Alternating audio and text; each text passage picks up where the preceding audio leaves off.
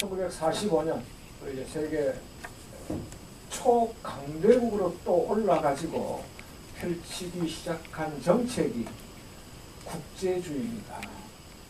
말 그대로 그냥 국제적으로 놀겠다, 이러한 정책입니다.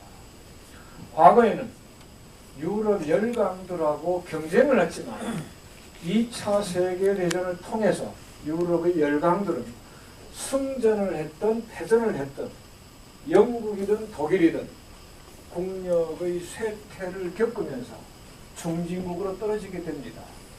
전쟁에 소극적으로 개입을 했고 땅덩어리가 워낙 큰 미국과 소련이 소위 슈퍼파워, 초강대국으로 떠오르게 된 거죠. 그 중에서도 미국이 더욱더 막강했습니다. 그래서 이제는 더 이상 미국을 견제할 그러한 나라가 없어졌기 때문에 전 세계 모든 문제에 적극적으로 개입하겠다, 이러한 방침을 내세운 겁니다. 이것이 이제 국제주의입니다. 특히 소련이 등장하면서 미국의 가장 큰 목표는 소련의 확장과 공산주의 팽창을 막는 것이었습니다. 공산주의의 가장 큰 목표는 전 세계를 공산주의로 만드는 겁니다. 전 세계 모든 인류가 민족과 국가를 초월해가지고 자유롭고 평등하게 살자는 게 공산주의 목표죠. 그 과정에서 자본주의를 타도한다는 목표가 있기 때문에 자본주의 종주국인 미국으로서는 반공을 하지 않을 수가 없었던 거죠. 그래서 냉전 시대에 미국의 대외정책 가장 큰 목표는 봉쇄와 저지였습니다. 봉쇄는 이제 containment, 저지하면 이제 디터런스 하는 거죠. 그러니까 소련의 확장과 공산주의 팽창을 막고 견제한다. 이것이 대외 정책의 가장 큰 핵심 목표였습니다. 그렇기 때문에 우리와 관련해서 본다면 자본주의를 지킨다면 민주주의 노선을 걷건 독재주의 노선을 걷건 전부 다 미국이 동맹 또는 후원국으로 삼았습니다. 그래서 1961년 박정희 군사 쿠데타가 일어났어도 대한민국은 지지를 받았고 1980년 전두환 광주 학살이 저질러졌어도 지원을 받을 수가 있었습니다. 반공이라는 목표가 있었기 때문에. 그러나 이제 냉전이 종식되고 나서는 이것이 조금 바뀝니다. 소련이 붕괴되는 대신에 새로운 강대국 중국이 등장한 겁니다. 그래서 냉전 종식 이후 미국의 대외 정책은 급속하게 떠오르는 중국을 견제하고 봉쇄하는 것으로 바뀌었습니다. 그러니까 냉전 시대 1940년대 중반부터 1990년대 초까지는 소련과 공산주의를 봉쇄하고 저지하는 것이 미국 대외 정책의 핵심이었다면 냉전이 종식된 뒤에는 공산주의 팽창인데 걱정할 것 없으니까 새롭게 떠오르는 중국을 견제하고 봉쇄하는 것이 가장 큰 목표가 된 것이라는 뜻입니다. 그래서 1945년부터 2016년, 2017년이 됐습니다만 지금까지 미국이 펼쳐온 국제주의 대외 정책의 결과를 보면 제가 몇 가지로 정리를 해놨습니다. 지금 45년부터 지금까지 약 70년 동안 전 세계 150개 이상 지역에서 250개 이상의 크고 작은 전쟁이 일어났습니다. 이 중에서 200개 이상의 전쟁을 미국이 직접 일으키거나 개입하거나 후원해왔다는 겁니다. 그래서 그야말로 사전적으로 말씀드리면 미국처럼 전 세계에서 호전적인 국가가 된 나라는 없습니다. 우리가 호전적이라고 할 때 가장 먼저 떠올리는 게 바로 북한이죠. 전쟁을 좋아한다는 뜻인데 미국처럼 많이 하고 잘한 나라 있습니까? 미국이 사악해서가 아니라 힘이 있기 때문입니다. 미국이 세계 제1등 초강대국이 아니었다면 아무리 미국 사람들이 폭력을 좋아한다고 하더라도 이렇게 많은 전쟁을 일으킬 수는 없었겠죠. 그 다음 그와 관련해가지고 지금 현재 세계 약 1000곳에 미군 기지를 운영하고 있습니다. 그리고 그와 관련해가지고 150개 이상 국가에 전 세계에 약 200개 국가가 있습니다. 이 중에 190개라면 4분의 3입니다. 150개 국가 이상의 약 15만 병력을 전진 배치시켜 놓고 있습니다. 아시아에서는 일본 5만 명, 우리 남한 2만 5천 명 등등 해가지고 아시아 태평양 쪽으로 약 8만 명이 있습니다. 유럽과 대서양 지역에서는 독일에 한 4, 5만 명, 이탈리 한 1, 2만 명 해가지고 독일 지역에 한 8만 명. 그래서 아시아 태평양 쪽에 7, 8만 명, 유럽 대서양 쪽에 7, 8만 명 해가지고 전 세계적으로 약 15만 미군 병력이 전진 배치되어 있습니다. 지금까지요. 그리고 이제 군사비를 보면요. 2011년까지는 미국이 7천억 달러 이상을 쓰면서 전 세계 군비의 40%를 담당해 왔습니다. 거의 절반이죠. 지구상의 국가가 200개라고 하는데 미국을 제외한 나머지 국가 전체의 군사비와 거의 맞먹을 정도였습니다. 하지만 2008년 선생님들 다 잘 아시다시피 심각한 재정 위기를 겪게 됩니다. 그래서 그때 국회에서 예산 통제법을 만들었습니다. Budget Control Act라고 하죠. 그래서 그때 만든 내용이 앞으로 3년 뒤 회 정도 더 쓴다고 봐야 된다는 주장이 나옵니다만 중국이 공식적으로 얘기하거나 또는 유로 기구에서 얘기하는 것은 대략 한 2천억 달러 안팎이 아니겠느냐. 그래서 지금은 많이 쫓아왔습니다. 중국은 급속도로 경제 성장을 이루면서 매년 10% 이상 국방비를 증액시키고 있습니다. 미국은 서서히 쇠퇴하면서 국방비를 좀 전에 말씀드렸듯이 5% 내지 10% 줄이고 있다. 그래서 지금 현재는 미국이 약 6천억 달러, 중국이 약 2천억 달러를 쓰고 있다. 참고로 우리 남한 전 세계에서 10위권입니다. 10번째로 국방비를 많이 쓰고 있는 나라입니다. 참고를 하시기 바랍니다. 그래서 저는 클린턴보다는 둘 중에서 꼭 골라야 된다. 트럼프가 되는 게 낫지 않겠느냐 이런 말을 했습니다. 욕 많이 먹었습니다. 그 글을 보내고 났더니 가장 먼저 저한테 반대 의견을 내보내신 분이 애틀랜타에서 기자를 하시는 분입니다. 여성이죠.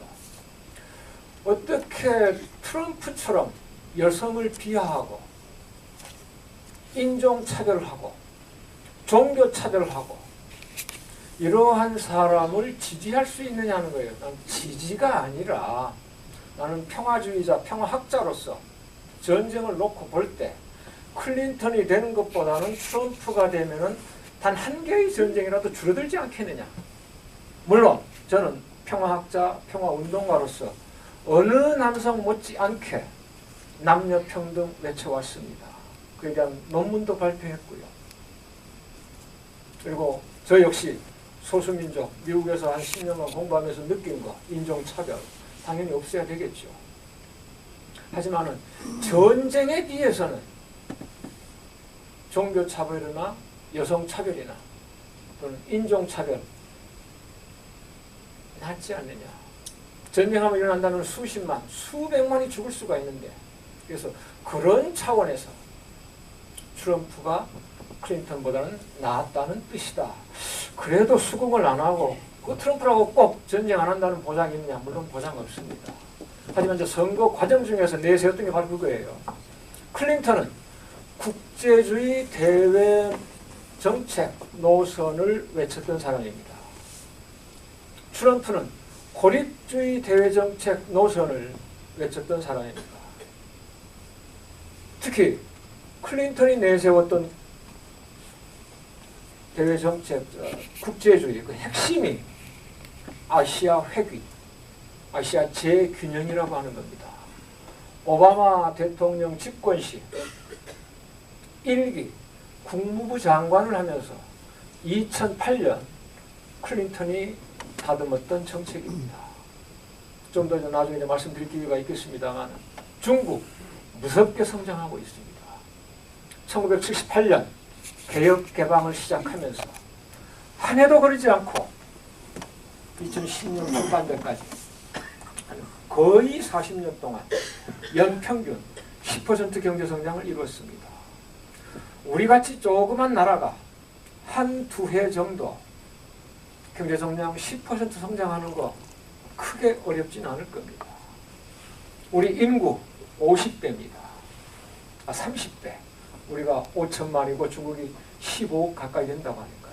미국이 3억이고요.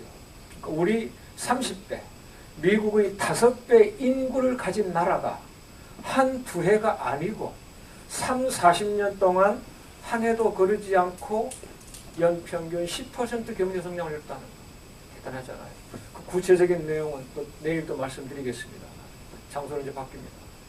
그래서 아무튼 경제력으로는 지금 미국에 버금가는 나라가 됐습니다. G7 국가에서 미국 빼놓고 캐나다, 이탈리아, 프랑스, 영국, 그다음 독일, 일본 차례차례 다 따라잡았습니다. 2010년까지. 그래서 G2라는 말이 나오게 됩니다. 그래서 1등 국가 미국으로서는 세계 패권을 유지하기 위해서 무섭게 쫓아오는 2등 국가 견제하는 거 당연한 겁니다. 미국이 꼭 사악해서 그런 건 아니에요. 우리가 개인 간의 관계에는 우정도 중요하고 애정도 중요하고 의리도 중요합니다만 국가 간의 관계는 그런 게 있을 수가 없습니다. 그래서 제가 공부하는 국제정치학 분야에서는 아주 유명한 말이 있어요. 식상할 정도로 선생님도 들어보셨을 줄 생각합니다. 국제관계에서는 영원한 적도 없고 영원한 우방도 없다. 어제의 적이 오늘은 우방이 되고 오늘의 우방이 내일은 적이 될 수 있는 게 국제관계의 현실이다. 영원한 것은 국가 이익밖에 없다. 그러니까 내셔널 인트레스트, 국익을 위해서는 친구를 배반할 수도 있고 적을 친구로 삼을 수도 있고 이런다는 거죠. 그래서 1등 국가 미국이 2등 급속하게 떠오르는 중국을 견제하는 것은 너무나도 당연하다. 국제관계에서.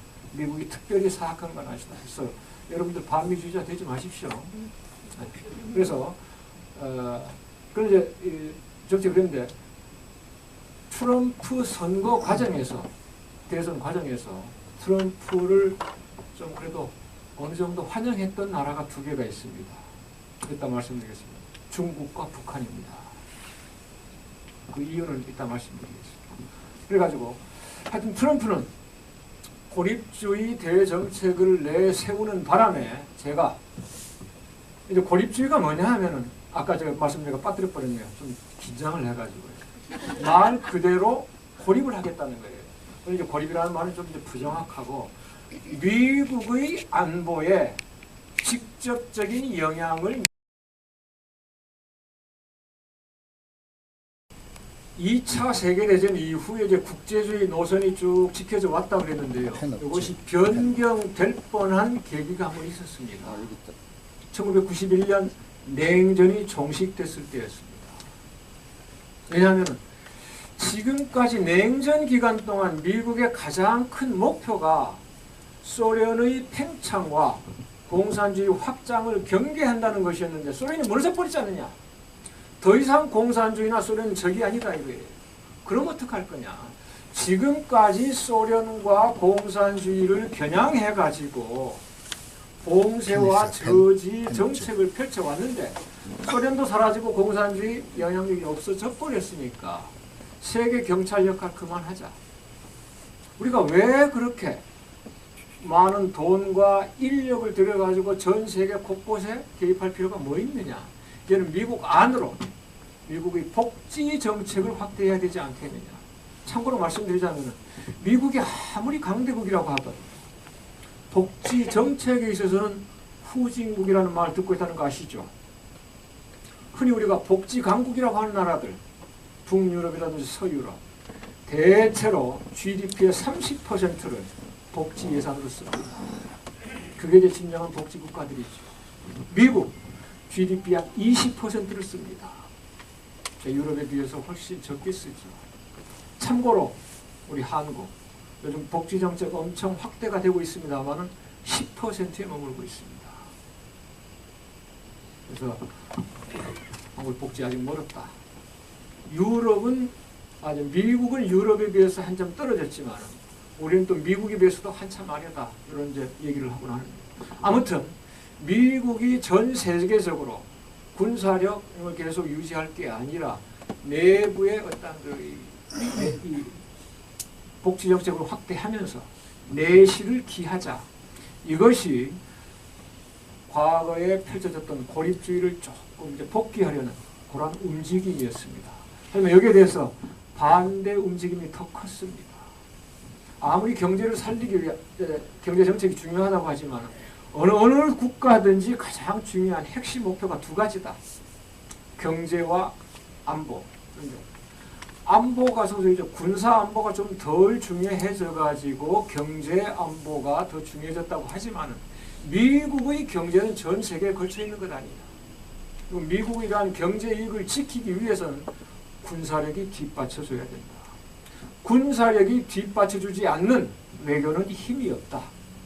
이런 것이 국제주의자들의 주장이었습니다. 그래서 이러한 노선 갈등이 있었어요. 그래서 이때 나온 고립주의 노선을 과거 1820년대 멀로가 주창했던 이 고립주의하고 구별하기 위해서 신고립주의라고 불렀습니다. 네오 아이솔레이셔니즘. 그래서 이제 트럼프의 정책을 미국에서나 한국에서 소개할 때 그 신고립주의라는 말을 썼던 거죠. 그러니까 이 신고립주의라는 것은 1800년대 멀로 닥트린하고 구별을 하기 위해서 새로운 고립주의다. 이렇게 쓴 겁니다. 이제 다시 이제 돌아와 되겠네요. 그래서 중국 트럼프 이제 대외 정책 아니 그 위에요. 여기 보시면 되겠습니다. 근데 하여튼 트럼프가 고립주의를 내가 그런데 그걸 좀 믿기 어려운 게요. 선생님들도 너무나도 실감하고 계시겠지만 이 사람 말이 일관성이 없어요. 대외 정책이든 국내 정책이든. 그리고 모순되는 점이 아주 많습니다. 여러분 언론 통해서 많이 보셨겠죠. 침략 전쟁을 하지 않겠다고 했거든요. 미국은 더 이상 다른 나라 침략하지 않겠다. 그러니까 미국의 안보에 직접적인 위협이 되지 않는 한 개입하지 않겠다는 선의 연장이죠. 그러면서도 또 한편으로는 국방 예산 지금 조금씩 줄어들고 있는데 확대하겠다고 했습니다. 지구상에 어떤 나라가 미국한테 공격을 할 수가 있겠어요? 그러니까 다른 나라에 개입하지 않겠다. 고립주의 노선을 걷겠다. 또나 침략 전쟁하지 않겠다고 하면서도 국방 예산은 계속 확대를 해야 된다. 이거 모순 아니냐. 또 하나. 이건 뭐 내부 문제입니다만 에너지부 필요 없다는 사람을 지금 에너지 장관을 뽑아놨죠? 그죠? 석탄 사용 늘리자는 사람 환경부 장관을 지금 임명해 놨습니다. 앞으로 뭐 의회 비준을 받을 수 있을지 모르겠습니다. 한번 지켜보시기 바랍니다. 그리고 저 이제 안보 정책을 다루는 3대 핵심이라고 할까요? 국토안보보좌관, 국가안보보좌관, 국방부 장관, 그리고 국토안보부 장관. 그래서 전부 다 군 장성 출신들입니다. 그래서 고립주의 노선을 걷겠다고 하는데도 이 사람이 어떤 장관 인선, 내각 인선 과정을 보면은 그건 아닌 것 같다. 오히려 더 매파들이 들어서지 않느냐. 그래서 어떻게 예상을 해야 될지 모르겠습니다. 다행히 뉴욕타임스에서 아주 재미있는 얘기를 해놨더라고요. 제가 그저께 미국에 도착을 했는데요. 비행기 안에서 마침 뉴욕타임스를 봤습니다. 1월 17일자 선생님들 아마 찾아보실 수 있을 거예요. 1월 17일자 일면에 그 톱 기사로 나온 겁니다. 트럼프의 정책에 대해서. 뭐라고 하느냐면요. 저기 나왔어요. 제가 그대로 옮겨놨습니다. No one knows where exactly he is headed. 그러니까 트럼프가 앞으로 어떻게 나아갈지 아무도 모른답니다. 이건 우리가 God only knows 하죠. God과 아마 트럼프 자신만 알 것 같아요. 한 사람 더 있습니다. 푸틴입니다. 여기서 말하기를 except one country 했어요. He is not criticizing. 이제 러시아하고 its president 푸틴 뉴욕타임스 기사에 그렇게 나옵니다. 그러니까 지금까지 트럼프가 세계 모든 나라를 다 직접 배워왔어요. 유럽, 그다음에 좀 아시아계 중국. 근데 러시아에 대해서는 연대를 맺겠다고 이렇게 해왔습니다. 그래서 하여튼 근데 또 재밌는 말은 트럼프의 예측 불가능성, unpredictability, 이것은 아마도 이 트럼프의 가장 확실한 그 성격, 그러니까 그 예측 가능한 성격이 아니냐, 그러니까 아주 좀 재밌게 표현해 놓은 거죠. 그러니까 그 가장 예측 가능한 성격은 가장 예측하기 어렵다. 뭐 이런 뜻으로 좀 뒤집어 볼 수가 있는데요. 그래서 지금까지 그 사람이 내놓은 그 대외 정책을 보면 몇 가지 딱 그래도 좀 특징은 잡을 수가 있습니다. 물론 취임하기 전에 특히 대선 과정에 그 사람이 내놓은 공약이나 정책 얼마든지 바뀔 수 있습니다.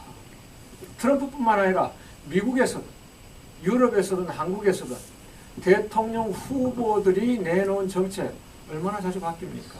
박근혜 정책 말할 것도 없고요. 정치인들의 가장 큰 목표는 표를 얻는 겁니다. 일단 당선이 돼야 자기 꿈을 펼치든 할 거 아니에요. 당선되기 위해서는 그 선거 결과가 뒤집히지 않을 정도, 어느 정도 불법 저지르는 거죠. 거짓말도 많이 하고요. 그래서 선거 과정 기간에 트럼프가 뱉었던 그러한 말을 고지고대로 밀 수는 없다. 더구나 미국에서는 이런 얘기도 있습니다. 한국에서는 박근혜하고 최순실하고 뭐 좌지우지했다고 하지만 그래도 미국은 시스템으로 움직이는 나라입니다. 그래서 대정책이라면은 국무부, NSC, 국안보위원회, 그 다음에 CIA 이런 부서장들하고 뭐 조율하면서 펴게 됩니다. 언론의 비판도 받을 수 있고요. 또 야당의 견제 있을 수 있습니다. 그건 당연한 거죠. 하지만 미국에는 이런 말도 있어요. 미국의 대외 정책은 대통령이 하는 말이다.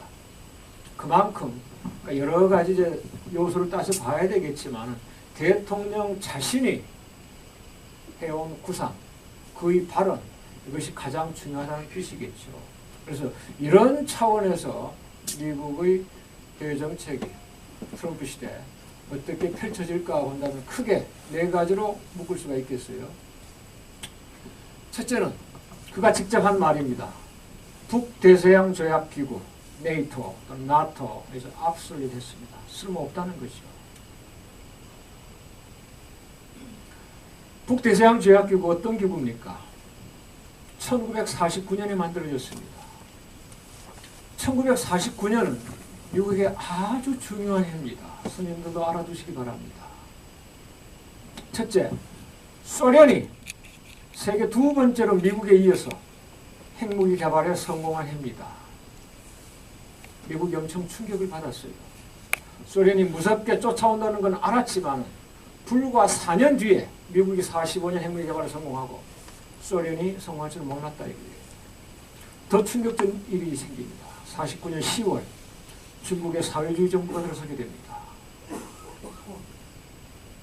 물론 48년부터 대략 마오쩌둥 군대하고 장제스 군대하고 이게 뒤집어지기 시작해가지고 미국을 준비하고 있습니다. 준비했어요.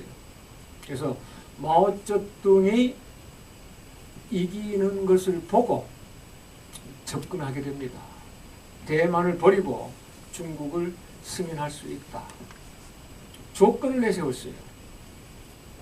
소련하고 동맹을 맺지 말라 했습니다.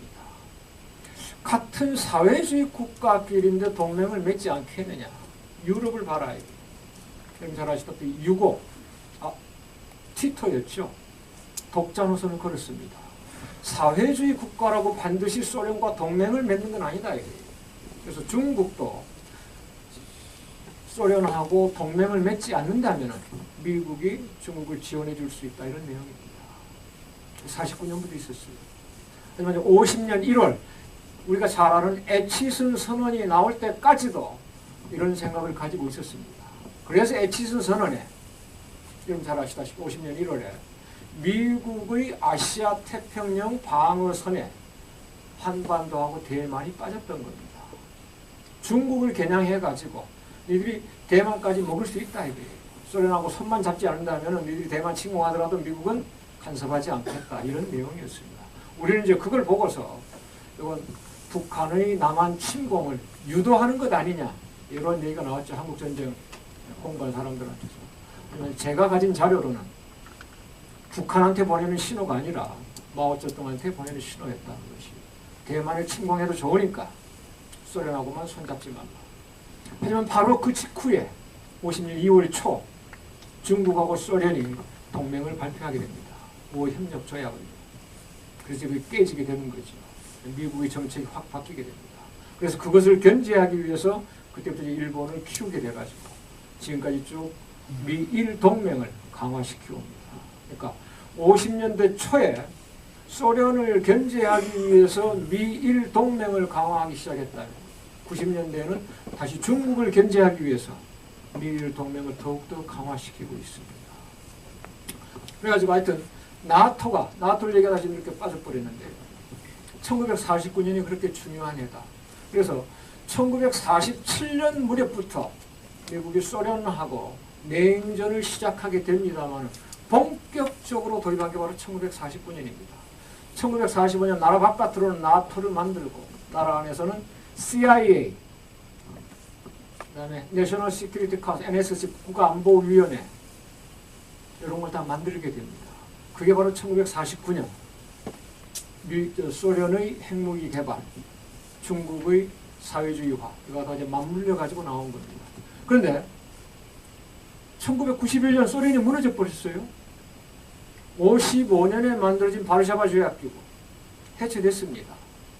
그러면 소련도 무너지고 바르샤바 조약기구도 없어져 버리고 동유럽 사회주의 다 무너지고 그런데도 나토는 더욱더 확장됐습니다. 그렇잖아요? 그래서 91년도에 만들어진 미국 문서를 보면 그런 대목이 나옵니다. 나토는 더욱더 확장이 돼야 된다. 왜? 독일의 재무장을 막고 아까 제가 말씀드렸듯이 지금 유럽에서는 독일이 가장 큰 미국의 동맹이고 아시아에서는 일본이 가장 큰 동맹입니다. 언제 독일이 통일해가지고 이미 이제 통일도 됐잖아요. 91년에. 그래서 다시 재무장할 수도 있다 이거예요. 그렇게 되면은 언젠가는 미국의 경쟁자가 될 수도 있다. 그래서 독일의 재무장을 막으면서 러시아를 견제하기 위해서 나토를 확장한다고 했습니다. 그래서 소련이 무너지고 나서 그쪽에서 나온 나라들 지금 나토를 다 편입시켰잖아요. 그렇게 해왔는데 트럼프가 와가지고 나토 쓸모없다고 한 겁니다. 그러니까 그만큼 유럽에 대한 정책이 지금 바뀌고 있는 거예요. 왜냐하면 과거에는 소련이 미국의 주적이었지만 지금은 소련이 미국의 주적이 아니라는 뜻이죠. 그 다음에 EU에 대해서 비크고 저머니 했습니다. 그러니까 독일을 위한 뭐 그냥 앞잡이, 독일 앞잡이, 독일이 이끌어가는 기구 아니냐 뭐 이런 말씀이죠. 그래서 독일이 지금 펄펄 뛰고 있잖아요. 그리고 물론 오래전부터 이런 얘기가 있었습니다. EU에서 가장 맹주 역할을 하는 게 바로 이제 독일이고 영국이 그것이 탈퇴한 것도 거기에 대한 불만 표시 하나였죠. 그래서 브렉시트, 영국이 EU를 탈퇴한 것에 대해서 트럼프는 좋다고 했습니다. 그리고 다른 나라들도 EU를 떠날 것이다. Others will leave EU 이런 표현을 쓰죠. 그러니까 이거는 미국한테 필요한 거예요. EU 단합될수록 미국한테는 불리하죠. 그만큼 경쟁자가 나타나는 거니까. 그래서 우리가 이제 디바이드 앤 룰이라는 말이 있죠. 분할과 통치. 가능한 한 경쟁자 이런 쪼개놓는 게 좋지요. 그래서 EU가 분열된다면은 트럼프로서는 나쁠 게 없다는 거죠. 그게 이제 유럽과 EU에 대한 정책이고요. 그 다음에 세 번째는 구체적인 정책은 내놓지 않았습니다만 러시아와 얼마든지 협력할 수 있다고 했습니다. 강대국들 중에 트럼프한테 비난을 받지 않은 나라와 그 지도자 러시아하고 푸틴이 유일합니다. 정확한 얘기는 안 나왔습니다만 저는 이렇게 해석을 하고 싶어요. 과거에는 소련을 견제하기 위해서 중국을 붙잡았습니다. 이제 3번, 4번이 바로 연계가 되는데요. 중국하고 소련하고 50년대 후반부터 이념 분쟁을 시작합니다. 같은 사회주의 국가인데도 불구하고 미국에 대한 정책을 어떻게 하느냐에 좀 달라지잖아요. 그 당시 이제 후르시초프는 스탈린 죽고 나서 미국과 어느 정도 크게 경쟁할 필요는 없다. 양쪽 다 핵무기를 어마어마하게 가지고 있는데 공산주의 원래 원칙이라고 하는 것은 자본주의를 타도시키고 건설하는 것이 제대로 가는 길인데 그게 과연 가능하냐? 만에 하나 미국과 소련 사이에 전쟁이 나면 그게 3차 세계대전입니다. 전 세계가 몇 번이나 불바다가 될 수 있다 이런 뜻이죠. 어느 나라가 이기고 어느 나라가 지는 게 아니라 전 세계가 공멸하게 될 것이다. 그래서 후르시초프가 내놓은 게 바로 평화 공존입니다. 그런데 마오쩌둥 입장에서는 그게 아니죠. 이제 막 신생 국가예요. 49년에 세워졌고 더구나 50년 한국 전쟁을 통해서 미국과 3년 동안 싸웠습니다. 이제 막 사회주의 기틀을 잡아가는데 어떻게 자본주의 국가하고 평화 공존할 수가 있느냐 이거예요. 그래서 마오쩌둥이 후르시초프한테 대든 거지요. 말이 되느냐고 평화 공존이라는 게. 그래서 미국과 중국하고 소련이 사이가 멀어지고 60년 된 두 나라가 국경 충돌까지 나아가게 됩니다. 그러니까 같은 사회주의 국가이면서도 이념 문제, 그러니까 소련은 중국한테 먼저 이제 중국이 소련한테 수정주의라고 그랬죠. 왜 공산주의 원리, 정책을 네 멋대로 바꾸느냐 이거예요. 자본주의 타도 없이 어떻게 사회주의, 공산주의 건설이 가능하냐. 왜 네 멋대로 사회주의 노선을 바꾸냐 해서 수정주의라고 했고 소련 쪽에서는 세상이 변하면은 노선도 바뀔 수 있는 거 아니냐. 니들 그냥 오로지 원리 원칙만 강조하냐. 그래서 이제 교조주의라고 얘기를 했죠. 그래서 이게 바로 수정주의, 교조주의 논쟁입니다. 그런데 이제 소련을 견제하기 위해서 중국한테 서서히 접근을 하게 됐죠. 60년대 말부터. 그래서 72년도에 최초로 미국과 중국 사이의 정상회담이 빚어집니다. 거기에서 나온 게 바로 하나의 중국 정책입니다. 중국이 내세웠던 게 우리를 인정하라. 우리를 인정한다면 대만을 버리라는 거죠. 대만은 중국의 일부이다. 타이완 이제 part of China. 그래서 대만은 독립국가가 아니다. 그게 바로 원 차이나 팔러시라는 겁니다. 그걸 이번에 이제 트럼프가 깬 거 아니에요. 물론 이제 대만 총통이 트럼프 당선자한테 전화해가지고 축하한다, 뭐 축하 전화 못 받을 거 뭐이드냐 이렇게 나왔는데 하나의 중국 원칙을 버렸다고 했거든요. 그래서 트럼프가 쓰는 말이 우리가 하나의 중국 전체 다시 생각해 봐야 된다. 쉬운 말대로 하면 디스커션을 다시 해봐야 된다. 그래서 저는 이게 왜 그러느냐 하면은 과거에는 소련이 미국의 주적이었고 중국이 이제 따라오고 있으니까 3등 국가 중국을 붙잡은 거예요. 하지만 지금 이제 바뀌었잖아요. 그러니까 이제는 중국을 견제하기 위해서 러시아를 붙잡는 거죠. 그래서 2번, 3번 이건 맞물린다는 거예요. 그러니까 트럼프 이전까지는 러시아를 유럽과 힘을 합쳐가지고 러시아 견제하고 아시아에서는 일본하고 동맹을 강화하면서 중국을 견제했는데 트럼프는 그걸 뒤집어가지고 하여튼 무섭게 따라오는 중국을 견제하기 위해서 러시아하고 손을 잡아야 된다. 러시아하고 손을 잡으려니까 EU는 멀어져 버리는 거죠. 유럽. 지금 이렇게 가고 있는데 물론 이것도 어떻게 될지는 모르겠습니다만 지금까지 트럼프가 내놓은 대외 정책 핵심 내용은 이런 것들이라는 겁니다. 참고하시고. 그럼 이제 그 다음에 이제 우리 한반도로 가볼까요? 그러니까 사드와 관련해가지고 사드에 대해서는 얘기하지 않았어요. 하지만 사드는 MD의 일환이라고 합니다. 미사일 디펜스, 미사일 방어망이라고 하는 거죠. 미사일 방어망에 대해서 큰 관심이 없다고 했습니다.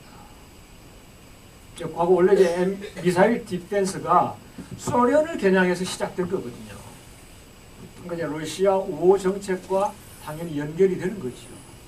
MD에 대해서 관심이 없다고 하는 거죠. 그 다음 이제 북한에 대해서는 얘기를 좀 더 했어요. 남쪽보다. 특히 이제 점증하는 북한 핵무기의 위협, 이런 주제를 가지고 지금 선생님들 대부분 트럼프가 북한에 관해서 한 얘기, 뭐 김정은과 햄버거 먹으면서 얘기할 수 있다. 그건 다 기억하고 계실 거예요. 요거 말고 몇 가지가 더 있습니다. 그건 제가 쭉 한번 조사를 해봤어요. 이거 좀 차리도록 해주시겠어요?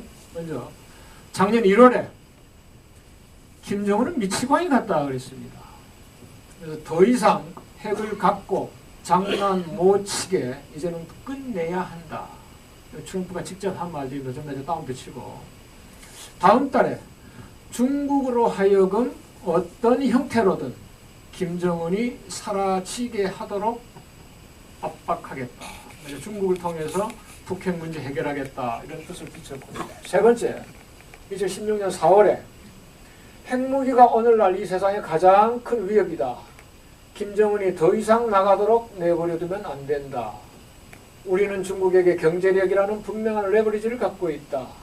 이를 통해 통제 불가능한 북한에 대해 중국이 조치를 취하도록 할 수 있다. 그러니까 다시 북한 핵무기를 그대로 내버려두면 안 된다. 특히 중국을 통해서 압박을 가하겠다. 이것이 반복되는 겁니다. 그 다음에는요. 그 다음 달에 김정은과 대화할 수 있다. 그와 대화하는데 아무 문제가 없다. 그리고 이제 그 다음 달에 이제 그 유명한 햄버거 얘기가 나오는 거죠. 김정은이 미국에 온다면 만나겠다 그랬어요. 어떻게 이제 김정은과 만나는 거냐? 자기가 북한 가는 게 아니고 김정은이 미국을 방문한다면 만나겠다. 더구나 뭐 공식 석상에서 백악관에서 뭐 만찬 베풀면서 하는 건 아니고 그냥 햄버거 하나만 먹으면서 협상할 수 있지 않느냐 이런 취지였습니다. 그리고 북한과 절대로 대화조차 하지 않을 것이라고 하는 것은 어리석은 일이다. 왜? 대화조차 못하느냐 이런 거였죠. 그 다음에요. 그 다음에 이제 9월에 우리는 북핵 문제에 관해 아무것도 하지 않았다. 오바마 정부를 비판한 거죠. 오바마 이제 무시 정책을. 그 다음에 다시 중국이 더 깊이 개입해 문제를 해결해야 된다. 이렇게 대충 이제 작년 1년 동안 북한에 관해 쏟아낸 얘기를 제가 쭉 한번 조사를 해봤습니다. 이걸 요약하면 되게 세 가지예요. 첫째는 북한 핵 문제 그대로 방치하지 않겠다는 거죠. 더 이상 무기는 용인할 수 없다. 근데 두 번째는 김정은과 왜 대화를 못하느냐. 얼마든지 대화할 수 있다. 그러니까 북한 핵 문제 방치하지 않겠다. 두 번째, 김정은과 대화할 수 있다. 세 번째, 그게 어려울 때 중국을 통해서 해결한다. 중국한테 압박을 가한다. 그래서 아까 중국과 북한이 그래도 상대적으로 다른 나라에 비해서 트럼프를 좀 환영하는 분위기가 있었다고 한 것은 클린턴이 중국에 대해서 여기서 어떤 정책이 저희 아시아 핵위 또는 재균형을 아시아로 한다는 것은 미국은 지금 국방비를 줄이기 위해서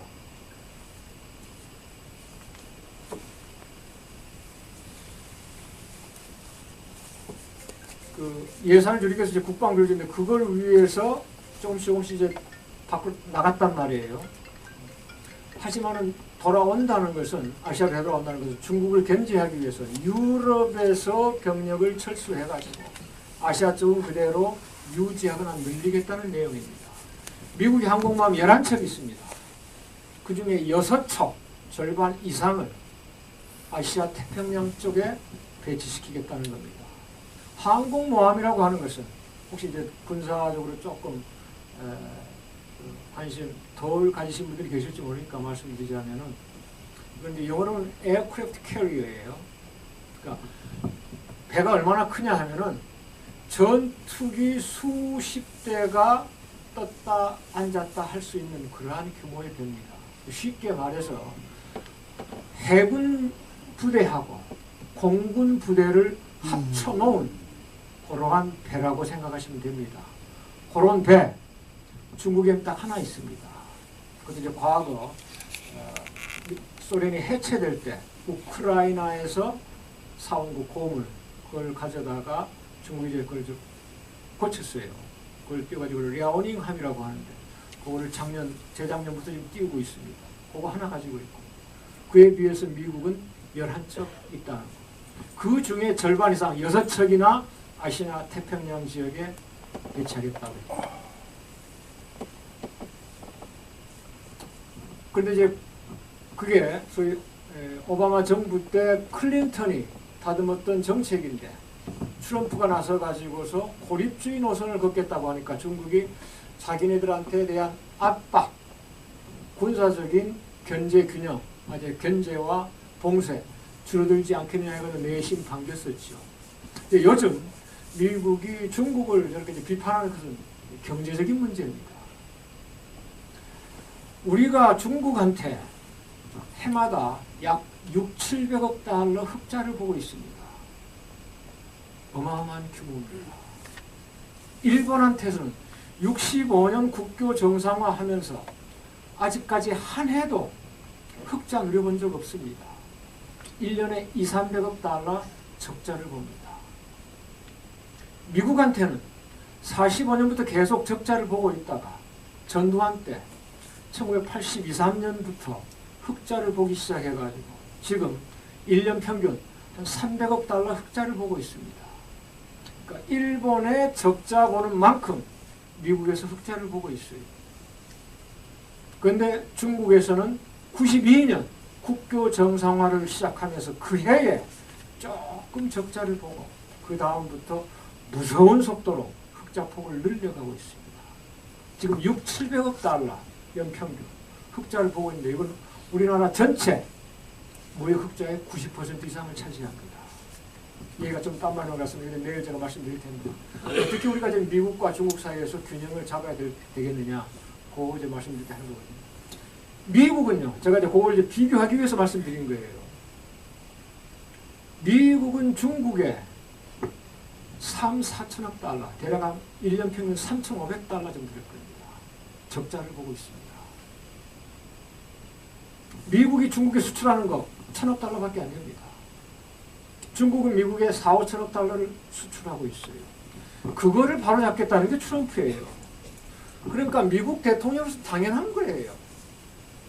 중국을 견제하는 것도 이제 경제적으로. 그래서 중국에 대한 압박이 군사적인 것보다는, 오바마 시대에는 그 트럼프가 클린턴이 내세웠던 이제 군사적 압박이었다면은 트럼프는 그 적자를 해소하겠다는 거니까 경제적인 압박 아니냐.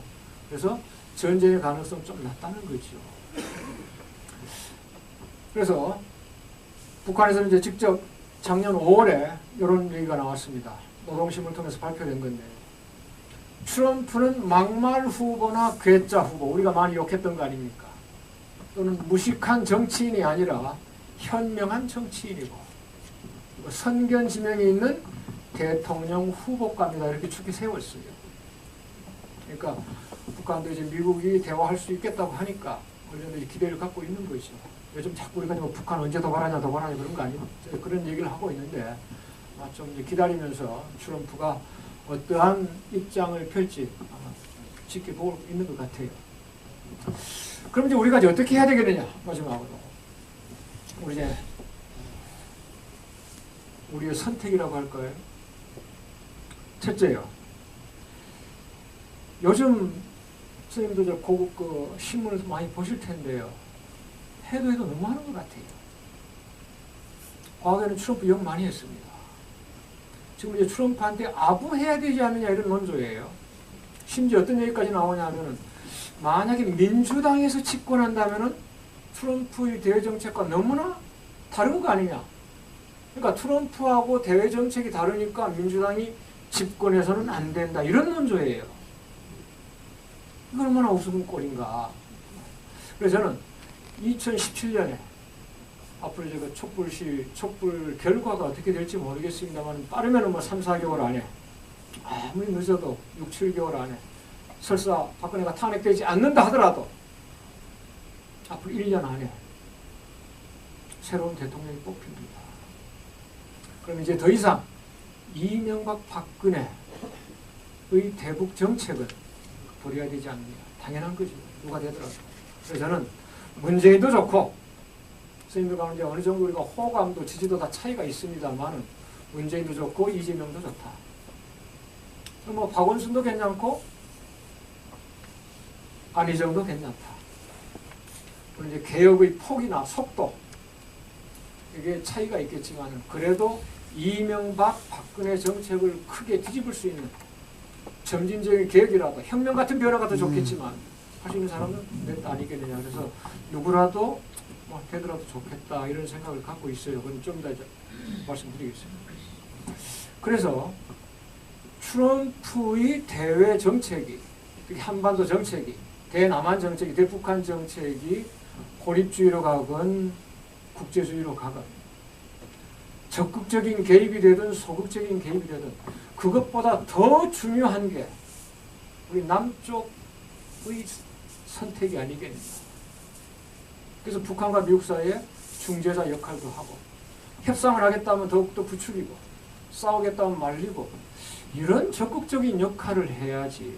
그냥 트럼프의 대정책만 추종하는 우리는 종북을 그렇게 싫어하면서 종민은 왜 이렇게 중요하냐 이거예요.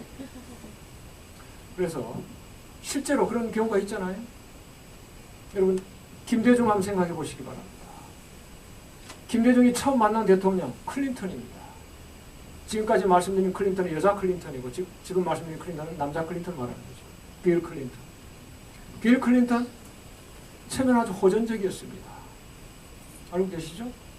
그리고 판문점거 방문해가지고 만약에 북한이 핵무기 개발을 지속한다면 그것은 그들 국가의 종말이 될 것이다 그랬어요. 정확하게 제가 영어로 옮긴다면 It would be the end of their country 그랬습니다. 국가의 종말을 맞이할 것이라고 했어요. 없애버리겠다는 거죠.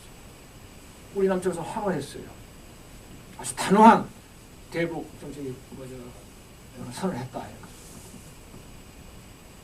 하지만 클린턴, 김대중을 가장 존경하는 대통령이 됐습니다. 김대중이 이렇게 이끌었죠. 그 다음 들어선 사람이 가장 호전적인 부시 2세입니다. 저는 부시는 또 그럴 만한 이유도 있었어요. 자기 개인적인 성격도 그렇지만 부시가 등장한 게 2001년 아닙니까? 2000년 선거에 이겨가지고 2001년 9.11 테러를 맞지요. 그것이 자작극이든 뭐하는지 몰라도 저는 그런 자료를 가지고 있지는 않습니다만 정말 지금까지 미국 역사상 가장 호전적인 대통령 아니었어요? 그리고 북한은 악의 축이라고 했습니다. 로그 스테이시라고 했고 그러한 부시를 청와대 불러가지고 김대중 표현을 그대로 말한다. 전 먹던 힘을 발휘해가지고 설득했다. 같이 도라산을 갔습니다. 그래서 이 철길이 계속 연결되면 좋겠다. 그래서 북한을 때리겠다는 부시를 말려가지고 북한과 협상을 하도록 만들었습니다. 그게 김대중입니다. 이명박 그게 어떻게 됐습니까? 박근혜 어떻게 됐고 오바마 처음부터 북한 무시하지 않았습니다. 우리는 북한이 무시 전략이라고 하는데 대화하겠다고 했어요. 협상하려고 했고요. 말린 사람이 이명박근혜입니다. 내일 모레 통일이 이루어질 수 있다고 하면서 다시 말해서 북한이 붕괴될 수 있으니까 이명박이는 통일은 도둑같이 찾아올 수 있다고 했습니다. 무슨 말이에요? 동독이 무너져가지고 서독에 흡수됐듯이 북한 곧 무너져가지고 우리 남한에 흡수될 거 아닙니까? 박근혜도 그런 얘기를 했죠. 통일은 대박이라고 한 게 바로 북한 붕괴를 염두에 두고 한 말이었습니다. 그러니까 북한 붕괴를 추구해야지 왜 북한하고 되고 그래서 제재를 강화하라고 그랬죠. 그러니까 트럼프의 대북 정책이 온건하건 강경하건 어떻게 나오든지 그것보다 더 중요한 것은 남쪽에 어떤 사람이 대통령이 돼가지고 어떠한 철학과 비전을 가지고 한반도의 평화와 통일을 위해서 일하면서 미국 대통령이 싸우겠다면 말리고 대화를 하겠다면 더욱더 부추기고 그게 더욱더 중요하지 않나. 그래서 우리한테는 가장 중요한 것은 트럼프의 대정책이 아니라 우리 자신이다. 그런 말씀을 드리면서 제 말씀 끝이겠습니다. 고맙습니다.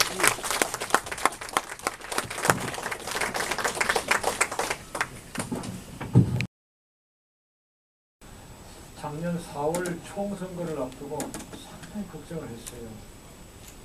이번 총선에서 새누리당이 3분의 2 이상을 얻으면은 그때 미야권 막 분열될 거 있잖아요.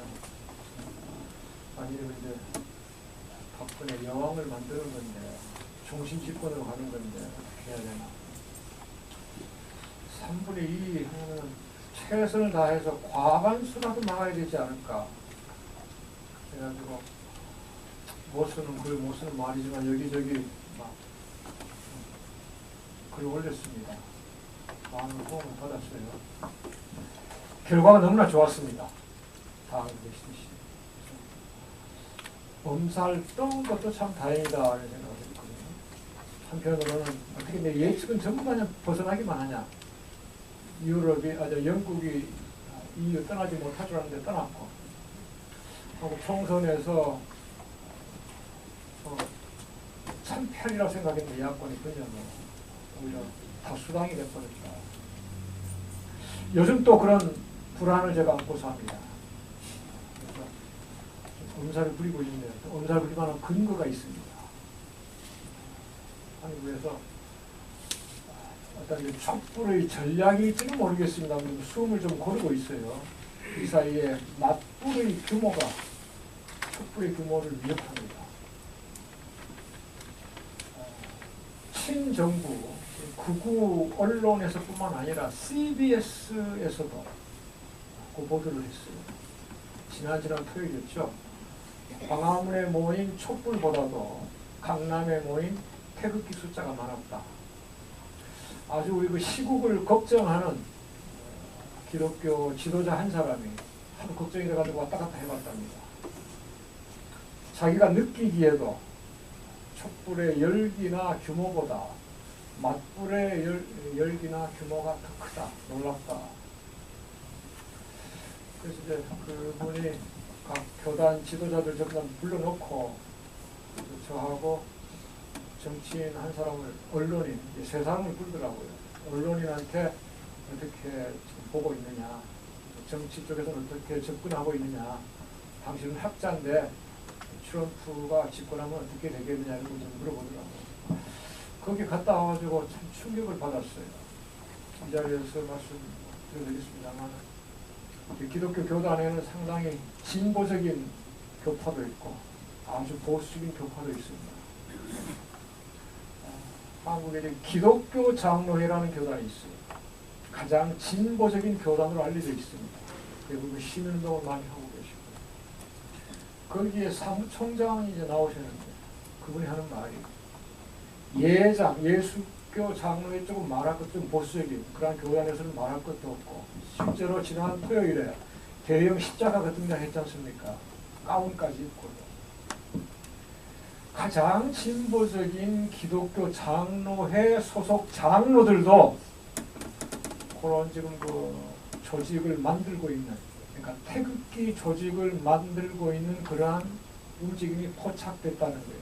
너무나 충격을 받았습니다. 그리고 어제 한국의 그 소식에서 제가 이제 아주 궁금했어요. 이재용이 어떻게 될까? 하필 그 USC에서 막 강연을 시작하려는데 제가 그 뉴스를 보게 됐어요. 기각이 됐더라고요. 맥이 탁 풀려가지고 하나의 어제 강연 긴장도 한 대다 맥 풀려가지고 좀 죽을 썼습니다. 그래서 저는 이제 첫 번째는 거의 모든 사람들이 당연히 박근혜 탄핵되리라고 생각해요. 저는 이것도 불안하다. 이재용도 구속 못 시키는데 과연 헌법재판소에서 제대로 인용할 수가 있겠느냐, 탄핵안을. 그럼 첫째, 탄핵안이 인용이 된다고 해가지고 인용이 되더라도 두 번째, 대선은 만만치 않을 것이다.